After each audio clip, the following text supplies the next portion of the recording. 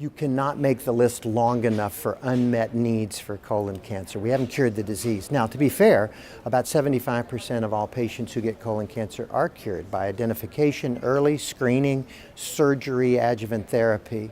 But we still are about 1/3 of all the patients who get the disease have metastatic disease, are not curable with our medicines today, so we have lots of work to do.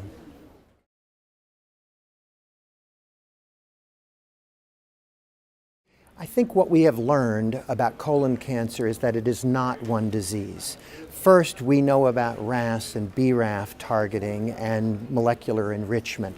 We then learned about microsatellite stable or unstable disease. Newer still, HER2 mutations which dictate therapeutic options. But the most surprising thing of all was right versus left, that where your cancer was mattered to your, not only your outcome, your prognosis, but to what drugs would be effective. And so this starts us all over again of understanding the biology of colon cancer.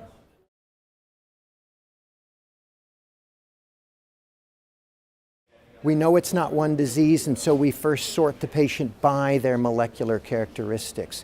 BRAF, RAS, all RAS, by the way, not just KRAS, and then microsatellite stable versus unstable, and now right versus left. And when you're in those categories, then you have different treatment algorithms, different options as to what works better and what doesn't work at all. So precision medicine is absolutely here to stay in colorectal cancer. One of our unmet needs is, in fact, we need more targets. We need to understand better, just like those we're jealous of the lung cancer people because they've really kind of found a bunch of targets, and we haven't been quite so lucky, quite so wealthy in our outcomes. So we're working on that very hard.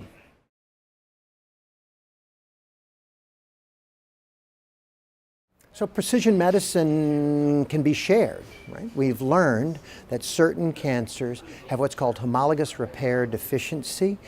We think of it as BRCA-ness, but there's more to it than just BRCA. And we're now learning how to measure that using broad next-gen sequencing. And in point of fact, many patients that don't have ovarian cancer and don't have pancreas cancer and don't have breast cancer have BRCA-ness in their tumor. And so when you have that, it would be logical that PARP inhibitors would also play a role. So what this really says is not just for colon cancer, but all patients with metastatic solid tumors should in fact have molecular profiling, because you will find even rare instances of BRCA-ness in unexpected places, but many other really cool gene fusions or abnormalities where we have just the right medicine. So you have to look in order to find, and when you find, you have to act on the appropriate target.